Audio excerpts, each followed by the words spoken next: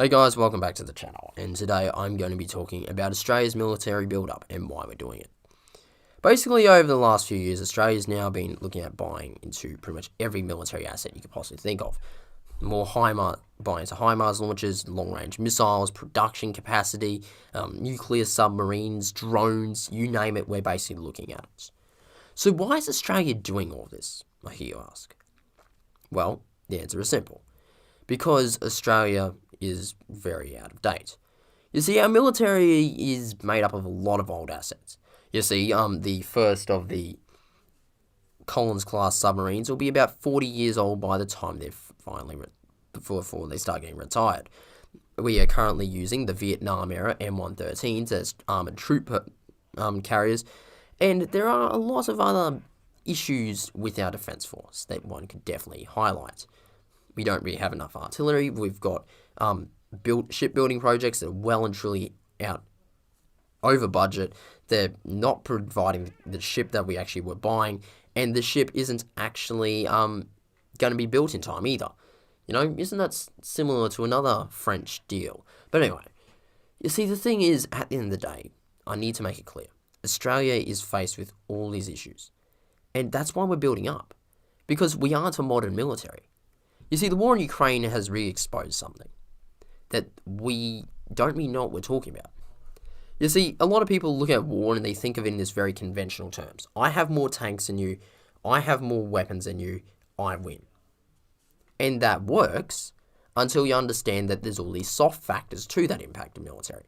Training, capacity, what the actual asset is.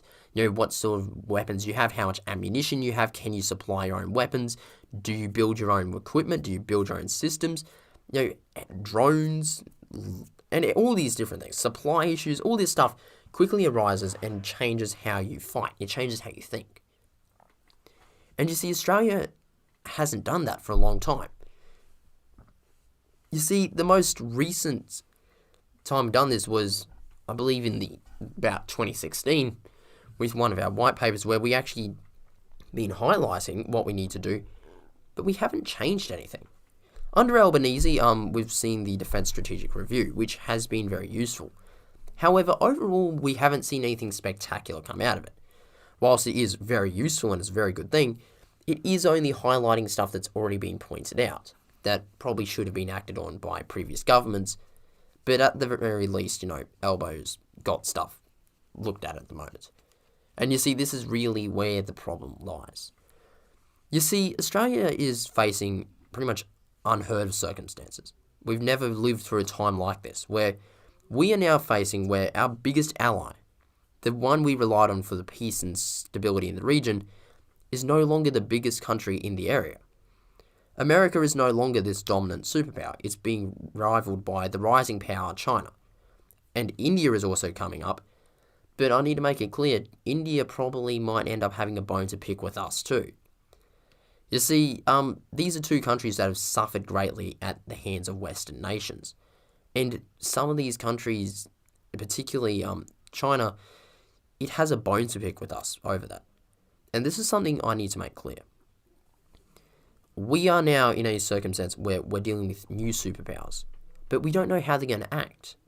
And whenever we see them ultimately showing their real, true selves, their morals and that, we get a bit afraid.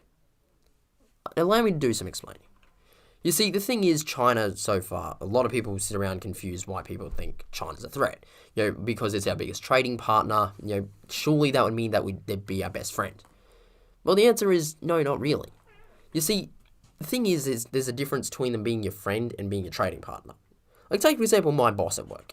He's pretty damn cool, you know, and he's very nice. You know, he gives me, like, free shit when I go home. You know, he lets, you know, I work reasonable hours. Like, he's a really nice person, you know, and he'll give me, I get good money. I'm on better money than the other people in pretty much half the other jobs in town. It's just, I don't get as many hours. But that's my only gripe, right?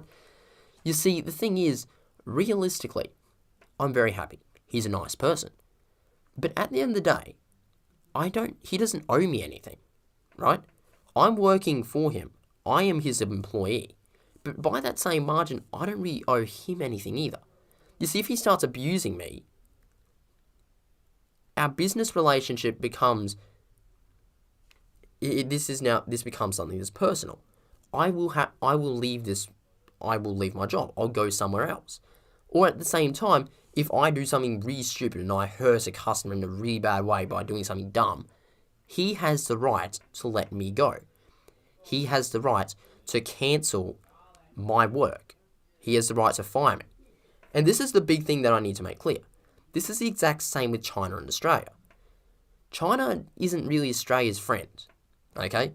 They, ideologically, like philosophically and morally, China is bloody different to Australia, right? We're built up around Western culture and virtues. China's built up around its culture and virtues. China and Australia are very different in human rights. We have a whole different outlook on a human life. We look at very different opinions on all these different regards, and this is the big thing. It's that our interests ultimately clash. Australia's interests are the continuation of a rules-based order that supports the freedom of trade and movement. That's what has made the West and all these countries so successful.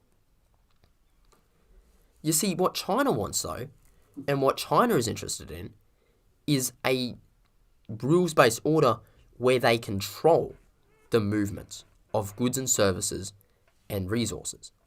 And that's the problem. You see, the entire issue here is that at the end of the day, China and Australia have very conflicting views. China wants to control the South China Sea. Australia wants to maintain the sovereignty of it and wants to maintain it as international waters. And this has led to many of our clashes and conflicts, but there's so many other political issues that we've had.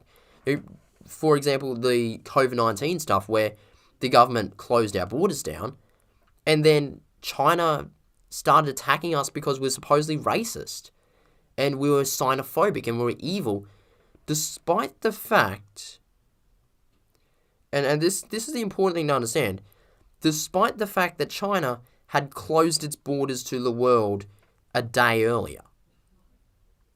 So in other words, China has the right to protect its people, but we don't have the right to protect our people.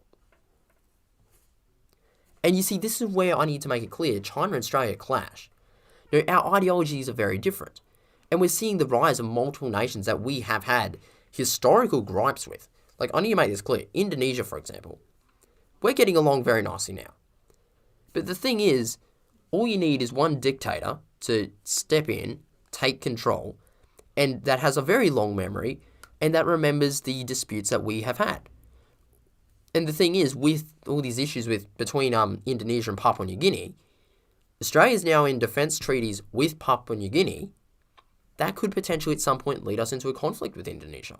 Whether we intended for that or not to happen, that is something that could feasibly occur.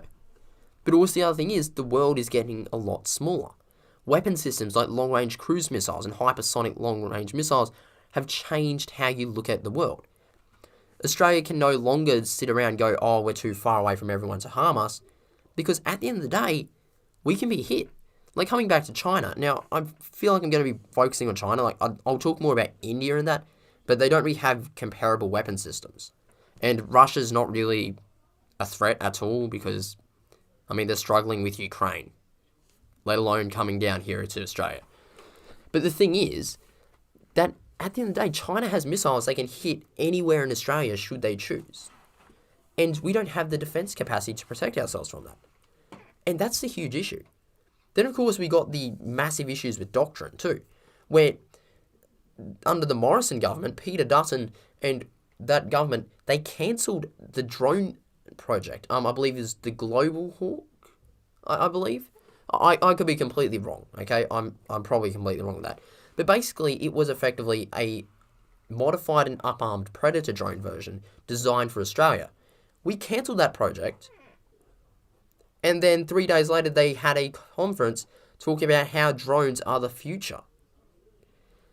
Now, Australia's obviously, now we've got a few more drone projects rising with the Strix, which is possibly something Australia could be looking at getting, which is basically a miniature, which is a small drone that can be fit into a shipping container. We have the Loyal Wingman, which is something we're definitely buying, and the Ghost shark, which is another thing that we're looking at. But the thing is, ultimately Australia's really struggling. We don't really know what we're supposed to be buying, and at the end of the day, this is a huge issue that we are facing. We're not modern.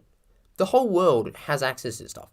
Like Brazil, of all nations, has cruise missile launchers that are better than Australia, than anything Australia's getting in the short and long term. Like, that's the issue.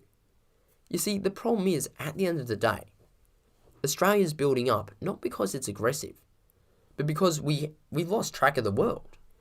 Everything's advancing and everything's changing. The world around us is shifting, as in the power paradox. You know, Russia is dropping, China is rising, America is waning in some regards, and they're growing in others. You know, smaller countries that initially were not really major players are now major players again. And this is what I need to make clear. Australia's not ready for this.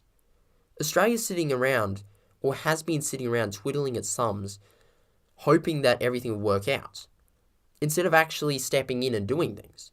Yeah, we got distracted by the war on terror. We got distracted by fighting in Iraq, Afghanistan, Vietnam, where we were all focused on counterinsurgency operations rather than actual defense of our continent. And even in some of the attitudes that guys like Peter Dutton have, the truth is, at the end of the day, we're playing a very risky game. And the problem is, we're quite likely going to lose that game if we don't if we don't start looking at what we're supposed to do. But yeah, that's it for now. If you guys enjoyed, please leave a like and subscribe. I really hope you did enjoy it, and it helps the channel. It's greatly appreciated, and I really, really do thank you for if you are still watching at this point. It's just really tough doing content creation as a very small YouTuber like this. I mean, I appreciate everything I get, but it is tough.